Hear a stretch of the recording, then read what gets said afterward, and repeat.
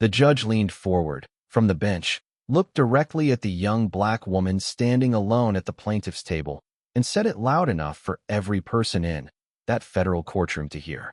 He said it the way powerful men say things, when they have already decided the outcome, and want everyone in the room to understand that arrangement before the proceedings formally begin. He said, with a smile that was practiced and cold and wrapped in the particular warmth of someone who has spent decades making cruelty sound like courtesy, that perhaps a case of this significance deserved to be handled by someone with a little more experience. He paused on that word the way a man pauses on a weapon he is enjoying the feel of. Everyone in that courtroom understood what he meant. He did not mean a more seasoned attorney. He meant a white one. He meant a male one. He meant someone who had been born into rooms like this one instead of having spent their entire life earning the right to stand in them. Someone whose presence in a federal courthouse would not require the room to adjust itself to accommodate what it was seeing.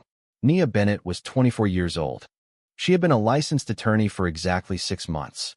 She was standing in that courtroom because the man who was supposed to be there was lying in a hospital bed with a ruptured appendix, because she had been handed a case file 18 hours before trial, and because a man named Robert Stanton had already waited 22 years for someone to fight for him, and she was not going to let him wait a single day longer because of someone else's medical emergency. She did not know yet that the judge sitting above her had helped put Robert Stanton in prison. She did not know yet that the case she had walked into was connected to a corruption network reaching from that courthouse all the way to the mayor's office and beyond. She did not know that the next 72 hours were going to change everything for Robert Stanton, for the city of Chicago, and for herself in ways she would spend the rest of her life understanding. All she knew in that moment was that she was not leaving that room until the truth came with her. Before we continue, comment what time you are watching and where in the world you are from, and don't forget to subscribe, because tomorrow's story is one you simply cannot miss. The Dirksen Federal Building at 219 South Dearborn Street in downtown Chicago is the kind of building designed to make ordinary people feel the full weight of institutional power before they even reach the elevators.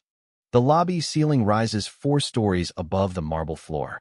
The security checkpoints are staffed with the particular seriousness of people who understand that the rooms upstairs contain real and permanent consequences. The walls hold framed photographs of federal judges whose careers had shaped the city in ways the city mostly never witnessed directly. Everything about the architecture communicates the same message, which is that what happens here is serious and permanent and decided by people who do not answer to you. Courtroom 14 on the 14th floor was Judge Harold Vance's room. He had presided there for 19 years. He was 63, white-haired, broad-shouldered, and carried himself with the specific authority of someone who had never once in those 19 years been made to feel that he did not belong exactly where he was. He was the kind of man whose photograph appeared in Bar Association newsletters under the word distinguished, whose name appeared in conversations about elevation to the 7th Circuit Court of Appeals with the word inevitable attached to it. He was also, though no one in that room knew it, yet except himself, a man who had spent 2 decades sitting in judgment over cases that his own hands had helped corrupt. The particular moral architecture he had built around that fact over 20 years was, in its own way, the most precisely constructed thing about him, though constructed was the right word for it, and distinguished was not. Nia Bennett had grown up 11 miles south of that building in the Englewood neighborhood on the south side of Chicago, where the distance between the law, as it was written, and the law, as it was practiced, was something children understood before they understood algebra, and before they fully understood why that gap existed and who it was designed to protect. Her mother, Gloria Bennett, had cleaned office buildings on Michigan Avenue for 23 years. She had worked overnight shifts and double shifts and every configuration of shift that allowed a woman with one income to keep 2 children in school and the rent paid and the heat running in a neighborhood where the margins were always narrow and the consequences of missing them were never abstract. Nia's father, Marcus Bennett, had been arrested on a fabricated weapons charge when she was 9 years old. He had been taken from their apartment on a Tuesday morning in November by 2 officers who explained nothing to the family and had not been required to explain anything, because in that neighborhood, and in that year the machinery of arrest did not require explanation from the people operating it. He had been processed through Cook County Jail and had died there 14 months later before the charges were properly challenged, before a real attorney had ever appeared on his behalf, before the system that had received him as an input and processed him as a number had acknowledged in any form that it had done something wrong. He had been 34 years old. Nia had watched that happen from an age at which children do not have the vocabulary to understand what they are witnessing, but absorb every detail of it permanently and carry it forward into every room they enter for the rest of their lives. She had watched her mother hold the family together through that grief with a quietness and a dignity that never made the news and never received recognition of any formal kind, and was, in Nia's understanding of the word, as it applied to real human behavior in impossible circumstances, the most genuinely heroic thing she had ever witnessed. She had made herself a promise in those years, not in a single dramatic moment, but through the slow accumulation of a direction that hardened into purpose over time, that she was going to become the person who showed up for families like hers when they needed someone to show up. She had spent the next 15 years building herself into that person with a thoroughness that had surprised almost everyone who encountered it and had surprised nobody who understood where it came from. She graduated first in her class at the University of Illinois Chicago School of Law. She passed the bar on her first attempt. She turned down 2 higher-paying offers to accept a position at Caldwell and Reed, a civil rights firm on West Madison Street in the Loop, because of one man. Calvin Reed was 61 years old, had been practicing law for 29 years, and had overturned more wrongful convictions in Cook County than any other living attorney. He was also the person who had written back to Robert Stanton, after 3 years of Stanton sending letters to every legal organization in Illinois, from his cell at Stateville Correctional Center in Crest Hill. Calvin had taken the Stanton case 18 months before Nia joined the firm. Nia had spent the following year building most of the evidentiary record from scratch, going through original trial materials and police intake logs and chain of custody documentation with the particular patience of someone who understands that the person depending on the work has already paid the highest possible price for someone else's shortcuts and will not be paying that price again on her watch. She knew the Stanton file the way she knew her own handwriting, which was the only reason Calvin had called her from his hospital room at 5:30 in the morning and said what he said. He said that Judge Vance had denied the continuance request. He said trial was beginning at 9. He said she was the only person at the firm who could walk into that courtroom and do what needed to be done. He said Robert Stanton had given 22 years to a system that had stolen them from him and could not give another 30 days to a ruptured appendix. She had said yes without hesitating. She had sat in the dark for 4 minutes thinking about her father, about the morning he was taken, about the specific look on her mother's face standing in the doorway watching the officers lead him down the stairs. Then she had gotten up, gotten dressed, picked up her mother's old fountain pen from the nightstand, the one that was scratched and worn and had no business being carried into a federal courthouse, and was the most important object she owned, and she had gone to work. Robert Stanton was 51 years old. He had been working the overnight shift at a warehouse on the west side of Chicago when a man named Eddie Coles was shot dead 2 blocks away on a Friday night in September of 2002. A witness had described seeing a black male of Stanton's general build near the scene within the hour. A detective named Frank Morrison had assembled a case against him with the kind of procedural efficiency that looked thorough from the outside. Stanton had no prior criminal record. He had no documented connection to Eddie Coles. No credible motive was ever established. No murder weapon was ever found with any link to him. His public defender had been managing 48 simultaneous cases at the time of trial. The jury had deliberated for less than 4 hours. Stanton had maintained his innocence, without variation from the moment of his arrest to this morning, and in the portions of his life the system had not consumed. He had been a man who coached youth basketball on Saturday mornings and sent a portion of every paycheck home to his mother, and had never given anyone in his life a reason to look at him as someone capable of what he had been convicted of doing. The tragedy was not only that he was innocent, The tragedy was that the people who had known that from the beginning had made very specific and deliberate choices to ensure that knowledge stayed buried, and Robert Stanton had been the human cost of those choices, a man-shaped number in a calculation that other people had run without ever needing to think of him as a person. Nia had spent 3 months inside the original case files using the method Calvin had taught her, which was not to look for what was there, but to identify what should be there and was not. She had found it in the police intake logs. 3 days before Stanton's trial, a woman named Deborah Winslow had walked voluntarily into the 25th District Police Station on South California Avenue and given a statement saying she had seen a different man running from the direction of the shooting on the night in question, a man she described, with enough specific physical detail to constitute genuine and credible corroboration. A man whose description matched a known associate of Eddie Cole's, with a documented history of violent offenses. The intake log confirmed the Winslow statement had been received and processed. It had never appeared in the trial record. It had never been disclosed to the defense. It had never been seen by the jury. It had been removed from the case file between its submission and the start of trial, and Nia had traced the chain of custody through every document she could access, and the trail went cold at a single specific point, the office of the supervising assistant district attorney. The name on those records was Harold Vance. She had brought this to Calvin 3 weeks before the hearing date. Calvin had looked at the documentation for a long time and said carefully that they needed to think hard about the presentation because what she was describing was not a procedural error in an old case. What she was describing was evidence that the presiding judge of the hearing they were about to enter had been the prosecutor who removed the exculpatory statement that would have made Robert Stanton's conviction impossible. And that was not something you walked into federal court with unprepared.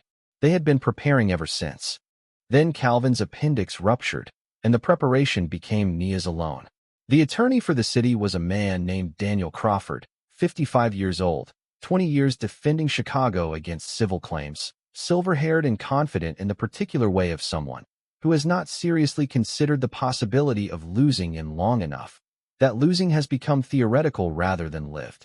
When Crawford saw Nia walk in as lead counsel that morning, he and Harold Vance had exchanged a look across the room that lasted less than 2 seconds and communicated everything. The comfortable, unspoken recognition of two men whose entire careers had been conducted in rooms built for people exactly like them, who had never once been seriously made to question whether those rooms were also built for other people. Nia had watched that exchange from the plaintiff's table. She had written every detail of it in the margin of her legal pad with her mother's pen. She had watched Vance look at her the way certain men look at people they have already decided do not belong in their room, with a kind of patient amusement that comes from never having had their assessment seriously challenged. Then she had set the pen down and waited for court to begin in the particular internal stillness she had learned to manufacture in the years since her father died, the stillness of someone who has already accepted the worst that could happen and made peace with fighting through it anyway, because the alternative is not a choice she recognizes as available to her. Vance had opened with the comment about experience. The room had reacted to it. Crawford had smiled. Several attorneys in the gallery had looked at each other with the expression of people watching something they have seen before and know how to read. Nia had taken one breath. She had looked directly at the judge. She had said, in a voice that did not waver by a single degree, "With respect, Your Honor, I believe the evidence will demonstrate that in this case, experience is considerably less relevant than honesty." Something shifted in the room.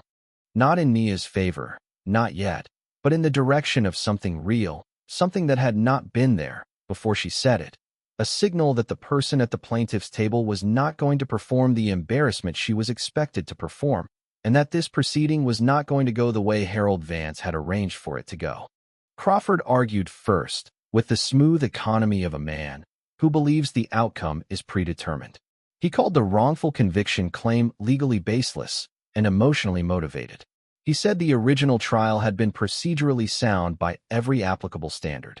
He argued that relitigating settled convictions on the basis of what he called alleged evidentiary irregularities would undermine the foundational integrity of the justice system. He concluded by suggesting that allowing such challenges was a disservice to the dedicated public servants who had worked the original case. He sat down looking satisfied in the way men look when they believe the verdict is already decided and the proceedings are theater. Vance turned to Nia, with a smile doing too much work. "Your turn, counselor," he said, with the specific emphasis of someone who wants a word to sound smaller than it is. Nia stood. She held her mother's pen. She looked at Harold Vance. And then she began. She told the court this case was not about evidentiary irregularities. She said that word, irregularities, the way you say a word, when you need the room to understand that the other person chose it precisely because it was smaller than the truth.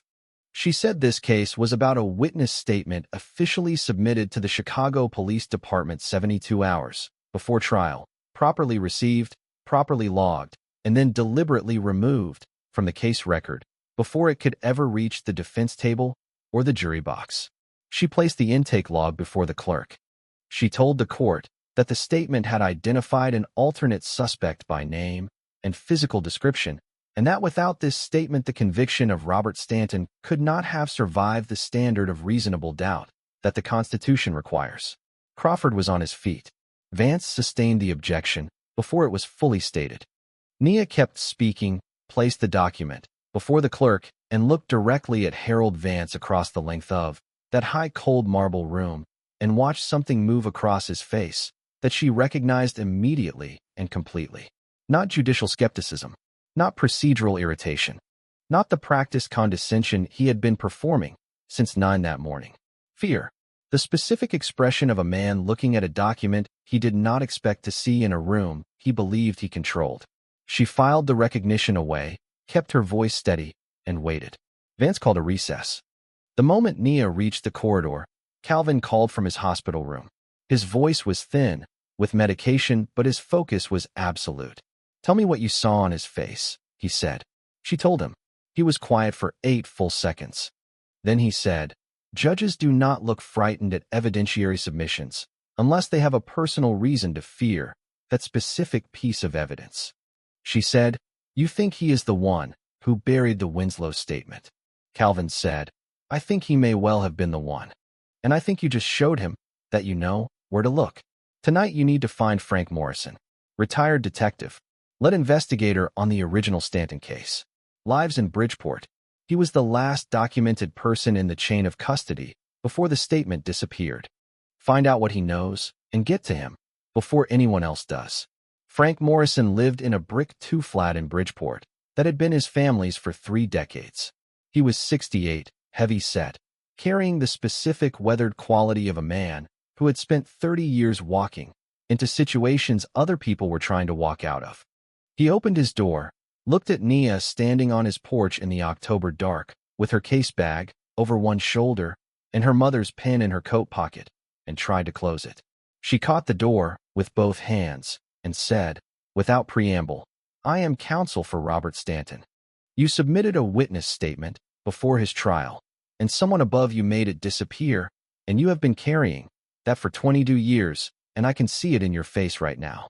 The door stopped moving. Morrison stood in the frame and looked at her for a long time. The kind of silence that is also a decision. Then he stepped aside. He sat in an armchair in a living room lined with family photographs and did not offer her anything and did not look at her while he started talking. He said he had arrested Stanton because the evidence, as he understood it at the time, pointed to Stanton. He said 3 days before trial a woman had come involuntarily and given a statement he had taken seriously enough to submit through proper channels because the details were specific and the account was coherent, and the individual she named had a documented criminal history with a connection to the victim. He said he had submitted it and then received a call from the supervising assistant district attorney who told him the witness had recanted and the statement had been voided and there was nothing to pursue. He said he had not verified any of that. He said those 5 words with the full weight of a man who has not verified them in his own conscience every single day for over 2 decades and knows precisely what that weight feels like. Nia said, very quietly and very clearly, "The ADA who called you." His name was Harold Vance. Morrison's jaw tightened. He confirmed it not with words but with the specific way he stopped breathing for half a second and then consciously reassembled himself. She said it again. Harold Vance. Morrison said, yes. She said, was anyone else in that office aware of what happened to the statement? He named one other prosecutor, a junior woman named Patricia Wells, who had not stayed at the DA's office long after the Stanton trial, and who had seemed visibly uncomfortable in the weeks following the conviction. Nia wrote the name down. She said, will you testify to this under oath? Morrison made a short sound, with no humor in it. He said he was 68, with a pension and 2 grandchildren, and 31 years inside an institution that did not reward the people who broke its unwritten rules. Nia leaned forward and put her arms on her knees. She said, Robert Stanton was 29 years old when you arrested him. He is 51 right now, and every single day of those 22 years he woke up in a cell knowing he was innocent and knowing that nobody was coming for him. You have thought about that man every day since that verdict. I can see it in your face, and I have spent my whole life learning to read faces of people who carry things, and I know exactly what that looks like. The house settled around them, with the sounds of an old building at night. Then Morrison said, very quietly, one signed affidavit. Notarized. That is all I will give you. She left 40 minutes later, with a statement, called Calvin's contact for the notarization, and drove to Evanston before dawn. Patricia Wells answered her door in Evanston in reading glasses and a bathrobe, and went pale the moment Nia introduced herself. She gripped the door frame and tried to close it. Nia held it and said she had Morrison's affidavit. She knew what Vance had done. She knew Wells had been in that office when it happened, and she knew Wells had tried to object. That stopped the door cold.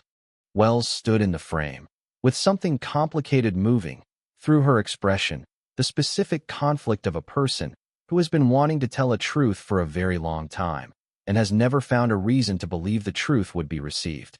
She said, barely above a whisper, that she had confronted Vance directly when he removed the Winslow statement, and that Vance had told her, with complete calm, that the conviction came from above him, that there were people who needed the case closed before November, and that the statement was a problem that had been handled and was no longer her concern. She said Vance had not given names. She said she had understood at that moment that asking for names was a way of becoming someone those names would need to manage. She had transferred out of the DA's office 2 months later and had spent 20 years since doing work that was the opposite of what she had enabled, and telling herself that was enough, and knowing it was not. She said Vance had kept his own records, private files, copies of everything, correspondence and suppression orders, and documentation that could implicate other people if he ever needed leverage against them. She said she had driven him to a storage facility outside the city once, more than a year after the Stanton trial, and that she remembered the address clearly and had been trying to forget it ever since. She wrote it on the back of an envelope and handed it to Nia without looking at her. She said, quietly, be careful, please. The people above Vance do not respond to being exposed by accepting it. They respond by removing what threatens them. Nia said, thank you. Wells watched her walk down the front path, from the doorway, with an expression that looked like the specific exhausted relief of someone who has finally, after a very long time, put something heavy down. That evening, James Holloway, senior partner at Caldwell and Reed, called Nia into his private office. He was 60, measured, and sat across from her with the specific manner of someone about to say something designed to sound like wisdom and land like a wall. He told her the managing partners had concerns. He told her that accusing a sitting federal judge of prosecutorial misconduct was an allegation, with severe professional consequences if it did not land with absolute precision, and that the partners believed she should narrow her argument to the missing statement and present it as a procedural failure rather than a deliberate act. He said the firm's exposure in a case like this could not be understated. He said the profession rewarded survival. He told her to think carefully about the difference between winning a case and losing a career. He said it with the tone of a man who genuinely believed he was offering her something valuable. Then he stood and left. Nia sat alone, with his words, and with her mother's pen, and with the photograph in the case file of Robert Stanton at age 51, a man with the eyes of someone who had not stopped believing that the truth was somewhere, and that eventually, if enough people refused to give up, it would find him. She picked up the pen and kept working. She worked through the night and did not sleep. At 1:15 in the morning, with borrowed authorization from a contact of Calvin's, with the relevant legal standing, Nia stood inside a storage facility 30 miles west of downtown Chicago. Unit 314 was registered under a name she did not recognize. Inside it were rows of labeled bankers' boxes organized with the precision of a man who had always expected to need them someday and had planned accordingly. The Stanton file was in the third box she opened. Inside it were originals of suppression orders bearing Harold Vance's signature as supervising assistant district attorney. Internal memoranda connecting the decision to a specific electoral timeline. Private correspondence with city officials, whose names she recognized from public record. And a leather-bound notebook she opened carefully in the beam of a flashlight. The notebook was a ledger in Vance's own handwriting. Case numbers and dates and names and transactions. Money moved through shell accounts to judges, prosecutors, police supervisors, political operatives, campaign funds. She turned to the Stanton entry and read the words that stopped her breathing for 3 full seconds. Pressure from Deputy Mayor Greer's office. Conviction required before November election cycle closes. Winslow's statement removed per my directive. Morrison contained. Wells managed. Below that, in the same hand, Mayor Douglas Archer personally briefed. Pre-drafted press release prepared for post-verdict announcement. And below that, one final line that completed the entire architecture of what had happened. Victor Harlan contract renewal dependent on district conviction rate. Confirm with ADA before statement disposal.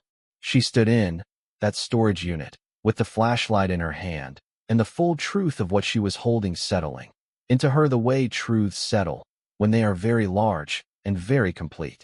Not ideology, not even pure hatred. Profit. Robert Stanton had gone to prison in part because one wealthy man had needed a number on a spreadsheet to look correct before a contract vote, and a city's entire apparatus had delivered a human life to make that number work. She photographed every page of the notebook. She photographed every document in every file she could reach. She put everything back exactly as she had found it and drove back to Chicago in the dark, with the photographs saved to 2 separate devices and the weight of what she knew sitting precisely in her chest, not as fear, but as fuel. She arrived home to find her front door unlocked. Every drawer in her apartment had been emptied. Every file cabinet searched. Her backup case materials, 3 months of physical documentation, were gone. On her desk, on a plain white sheet, with no signature and no identifying marks, were 6 words in clean black type. Drop the case while you can. She stood in the center of the wreckage of her apartment and felt something she chose not to call fear. She called it confirmation. The machine had declared its hand. She called Calvin. He said 2 things. First, that they knew how far she had gotten, and they were frightened enough to commit crimes to stop her, which meant she was closer to the truth than they had believed anyone could get. Second, that tomorrow morning they were going to finish it. She agreed. She sat at her desk with her mother's pen and organized every photograph she had taken and did not sleep and waited for morning. The courtroom the following morning was fuller than it had been on either of the previous 2 days. Word had spread through the building the way courthouse word always spreads, through clerks and bailiffs and attorneys from other floors who found procedural reasons to be in the corridor near courtroom 14. The gallery was packed. Reporters from the Tribune and the Sun-Times had seats alongside correspondents from 2 national wire services. Law students had notebooks open and were writing before proceedings began. Harold Vance entered from chambers looking composed in the way someone looks composed when maintaining composure requires everything they have and more than they expected to need. He found Nia's eyes immediately when he took his seat, and she found his, and both of them understood, without words, that what was about to begin was not the same proceeding that had opened 2 days earlier. Crawford rose immediately to renew his motion to strike the previous submission. Vance had barely opened his mouth to address it when Nia was already standing. She entered into the record Harold Vance's original suppression orders bearing his signature as supervising assistant district attorney. She entered the chain of custody documentation. She entered the ledger photographs in organized sequence. She entered the internal correspondence connecting the suppression decision to the electoral timeline. She entered the communications implicating Mayor Douglas Archer directly and the ledger entry naming Victor Harlan as the financial pressure behind the entire mechanism. She entered Frank Morrison's signed and notarized affidavit identifying Vance by name as the person who had called him personally to confirm the Winslow statement had been voided. Then she said, clearly and at conversational volume, that the presiding judge of these proceedings had served as the supervising prosecutor who personally authorized the removal of the Deborah Winslow witness statement from the Stanton trial record, that he had done so under direct political pressure from the deputy mayor's office and with the personal knowledge of Mayor Douglas Archer, and that Harold Vance had presided over a challenge to a conviction his own hands had helped manufacture, without disclosing this conflict of interest to any party in the case at any point across 2 years of proceedings. The room went electric. Crawford was on his feet and shouting objections before she had finished the sentence. Attorneys in the gallery were on their phones. A retired federal judge in the front row was sitting completely still doing the kind of rapid internal calculation that experienced legal minds perform when they are processing the full implications of something large and permanent. Vance struck the gavel 5 times, then 6, then 7, and when his voice found words it had lost every instrument of performance she had heard in that courtroom. The warmth was gone. The theatrical authority was gone. The practiced condescension that had opened proceedings 2 days earlier was entirely gone. What was left underneath all of it was something older and more honest, the voice of a man watching a door close on everything he had spent 40 years building, and he looked at the photographs of his own notebook on the evidence table and said, in a voice that fell below the ambient sound of the room and still reached everyone, "Where did you get those?" Not a question. The voice of a man arriving at an ending. Nia said, "From the records your office concealed for 22 years, Your Honor." The rear doors of the courtroom opened. 3 men in suits walked in, with the specific directional purpose of people who do not need to ask where they are going or announce their authority, because the authority is simply present. One of them placed credentials on the edge of the bench and said, in a voice that carried through the room, without effort, that Judge Harold Vance was ordered to step down from these proceedings pending an emergency judicial conduct review initiated by the Oversight Board. The room completely lost its composure. People stood. Cameras appeared that had not been authorized. Crawford sat down with the physical weight of a man whose certainty has been physically removed from under him and who does not yet know where to put his hands. Harold Vance looked at the 3 men. He looked at the document on the bench. He looked at Nia Bennett standing at the plaintiff's table in the courtroom he had ruled for 19 years, and the expression on his face in that moment was something the people who witnessed it would spend years afterward trying to describe accurately and never quite manage, because the language for it does not exist in the ordinary vocabulary. He said, in a voice stripped of everything except the bare words themselves, "This is not over." Then he was escorted from his own bench by people he had believed were permanently on his side, and the place where he had sat for 19 years was empty. The replacement judge arrived from Indiana within 3 hours. The evidentiary review lasted until late afternoon. At 6:11 in the evening, Robert Stanton's conviction was formally overturned. He was seated in the gallery when the words were read. His sister was on his left and his nephew on his right, and when the ruling came down, Stanton covered his face with both hands and made a sound that went through every person in that room and stayed there. The specific sound of 22 years of wrongful imprisonment reaching the moment of its release in a single afternoon in a Chicago courtroom in October.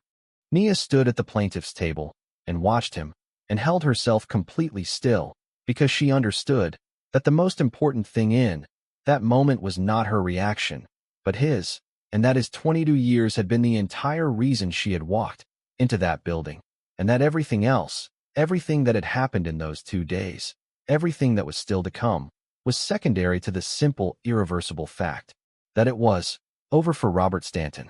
Calvin Reed had discharged himself against medical advice that afternoon and arrived in time to sit directly behind Nia in the gallery during the ruling. He said nothing when it came down. He placed his hand on her shoulder for one brief moment, and she felt the full weight of everything that moment contained, and then the moment passed, and the room was in motion around them. The arrests began that evening across the city. Deputy Mayor Thomas Greer was taken into custody at his Lincoln Park home at 6:52 in the evening. James Holloway, whose name had appeared in Vance's ledger as a contact for containing legal and media pressure, was arrested at 7:20. Mayor Douglas Archer was led from his residence on North State Parkway in handcuffs at 7:41, still attempting to speak to the cameras that had gathered on the sidewalk outside his building, still projecting the composure of a man who has spent his entire career believing that status is permanent and that the world cannot reach all the way up to where he stands. The composure did not survive the cameras seeing the handcuffs. And at 8:17, in front of his entire executive staff in a building bearing his own name, Victor Harlan was arrested at Harlan Tower on the 42nd floor. Victor Harlan owned significant equity stakes in 4 private correctional facilities contracted by the city of Chicago. His money had flowed through political action committees and shell accounts to fund judicial campaigns and prosecutorial offices across 3 counties for over 2 decades.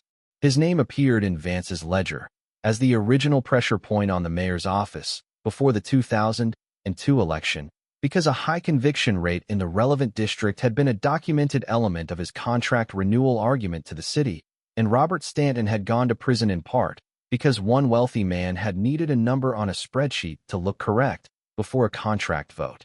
Nia sat with that truth for a long time after the arrests. The complete ordinariness of the mechanism. The way evil does not always announce itself with ideology or hatred. The way it often arrives quietly, wearing the language of efficiency and civic investment and public safety, carrying a spreadsheet. Harold Vance was not among those arrested that evening. Nia noticed the absence immediately. Her phone rang at 9:47 with an unknown number.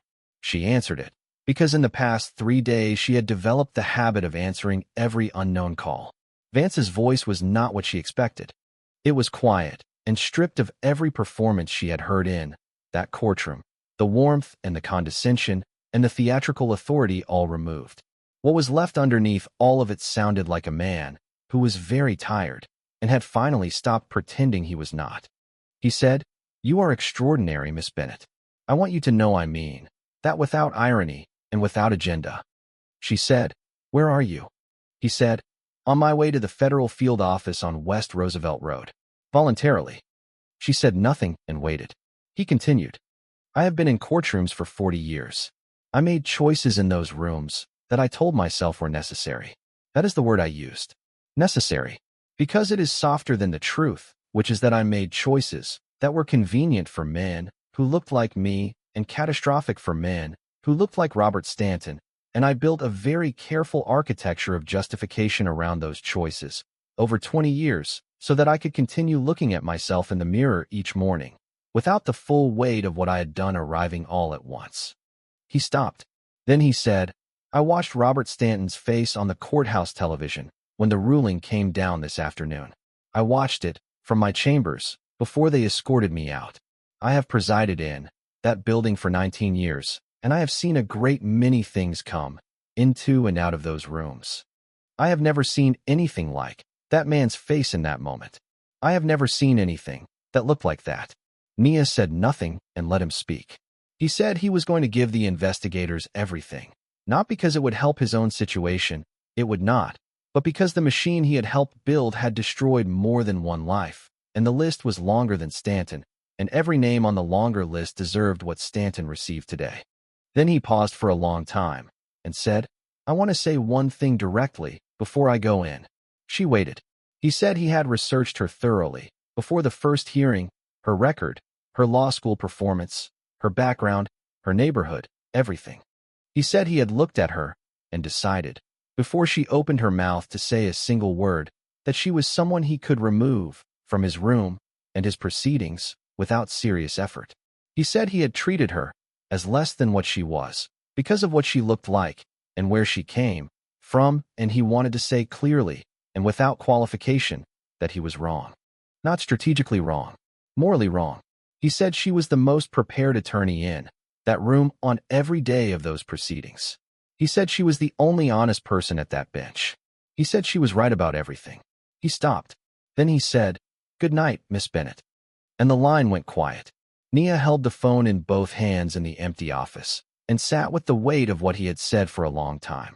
Vance walked into the federal field office on West Roosevelt Road at 9:57 and gave a statement that lasted 4.5 hours. He documented the full architecture of the corruption network, named every participant, provided the internal logic of the mechanism he had helped design and maintain for 2 decades, with the clarity of someone who had built significant portions of it and understood precisely how each piece connected to the others. Victor Harlan's cooperation agreement, negotiated 6 weeks later in exchange for a reduced sentence, expanded the federal investigation into 5 additional states and reached political operatives and judicial figures whose names had appeared in Vance's ledger as peripheral contacts and who had spent the weeks since the initial arrest believing they had been far enough from the center to survive untouched. They had not been far enough. The machine did not survive contact with the light. It collapsed the way things built entirely on the silence of many people always collapse. When the silence finally stops being universal, quickly and completely, and without the dignity its architects believed they had earned. 3 weeks after Robert Stanton walked out of the Dirksen Federal Building a free man, Nia Bennett stood on a sidewalk in Englewood in front of a renovated brick building 3 blocks from the street where she had grown up.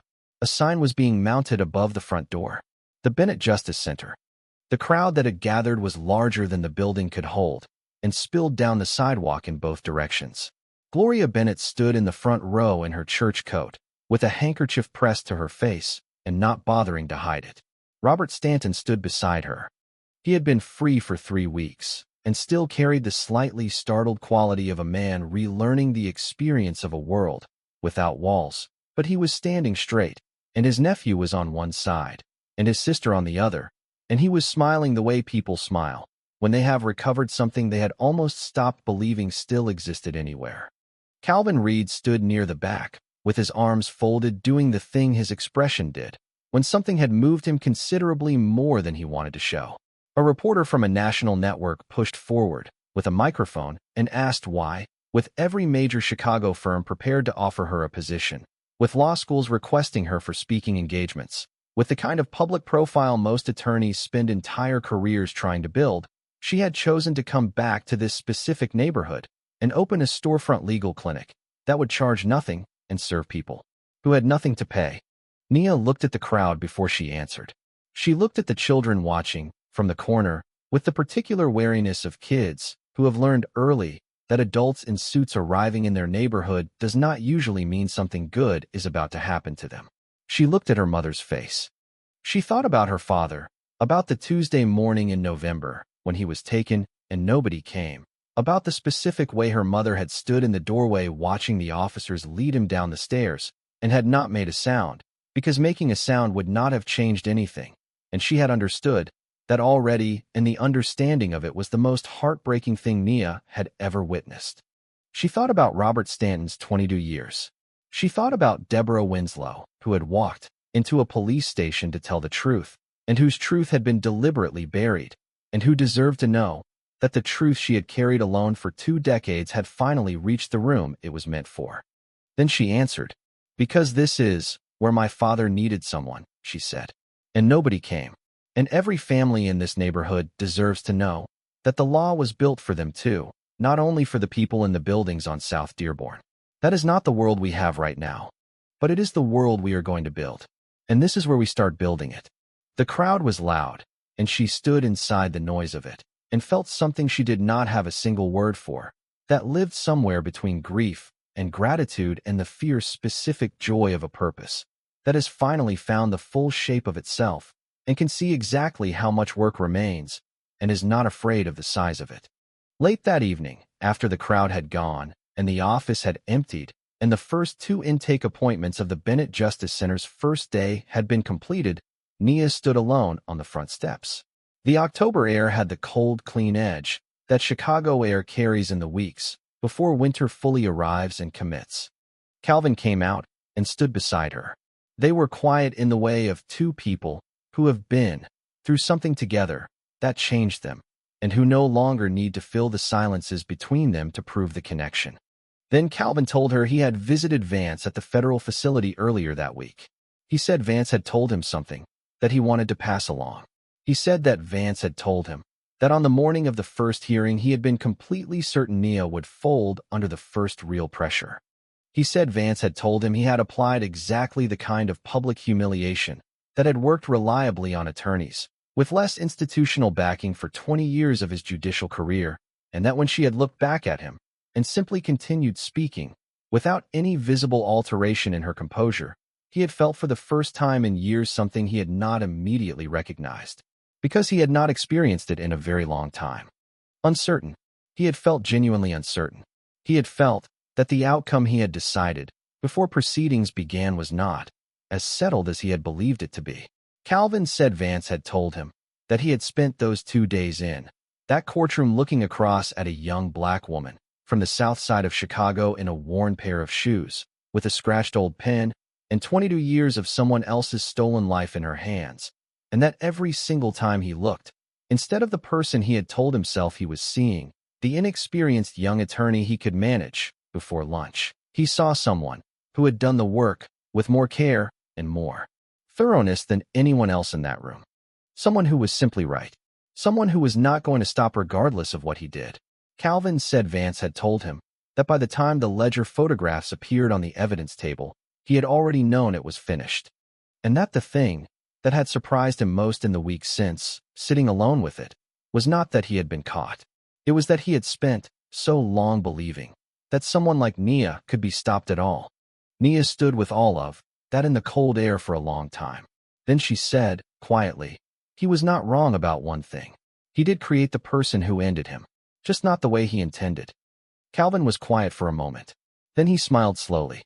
No, he said, not the way he intended at all. She looked toward the courthouse skyline in the distance, the lit buildings where decisions were made that changed the lives of people the decision-makers would never meet. She thought about her father. She thought about everything the work ahead still required. She thought about the two clients who had walked through the door that afternoon, a mother and her teenage son, sitting across from Nia, with the specific fear on their faces of people who have learned that institutions do not generally show up for them. People who had been told in every indirect and direct way available that the law was not built for people who looked like them and lived where they lived. She had looked at that mother, and she had looked at that son, and she had said what she intended to spend the rest of her working life making true. She had said, yes, that is exactly why we are here.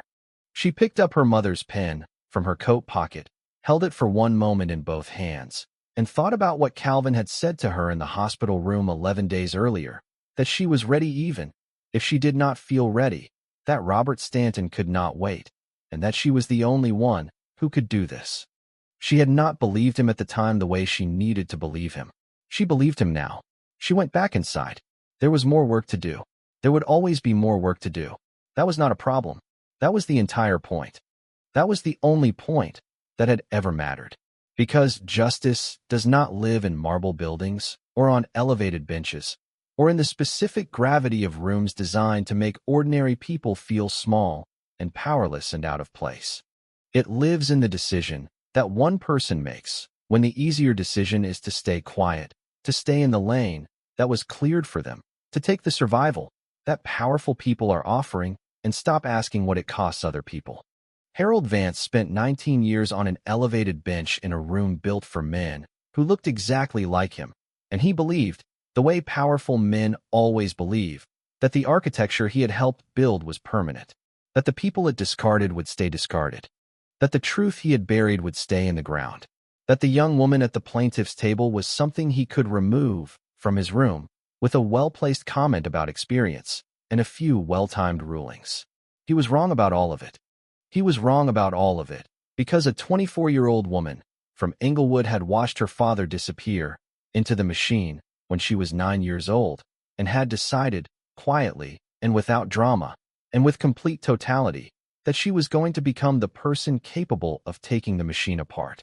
She had walked into that courtroom with her mother's worn pen and Robert Stanton's 22 years, and the absolute refusal to perform the smallness that powerful people had always designed for people, from her neighborhood, and her background, and her life. And in the end, when Vance finally sat alone, with the full weight of what he had done, when he watched Robert Stanton's face on a television screen, and understood what 22 years actually means in a human life, when it is taken from someone who did nothing to deserve it, he had done the one thing he had spent his career avoiding. He had told the truth.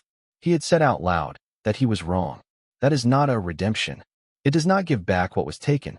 It does not restore the years, or the life, or the man Marcus Bennett might have been, or the childhood Nia might have had, with her father present. It does not give Robert Stanton back one single day of his 22. But it is something real. It is the recognition, late and costly, and earned entirely by someone else's suffering and courage, that the architecture of power is not permanent. That the people it dismisses are not the people it believes them to be. That a young woman, with a worn pen and a borrowed office, and the truth held steady in both hands, is not someone you can remove from your room. She is the person who removes you from yours. And the most important thing she proved, standing in that federal courtroom in Chicago, with her mother's pen and her father's memory, and 22 years of Robert Stanton's stolen life demanding to be heard, is the thing that power has always feared most and has never successfully stopped, which is that when the truth is held by someone who refuses to let it go, no room is closed enough to keep it out forever, not even this one. Thank you for following this story. Let us know in the comments below. If this story has moved you and you'd like to stand with us in bringing more voices of truth and hope to light. And of course, don't forget to subscribe so you won't miss the next chapter. We're preparing for you.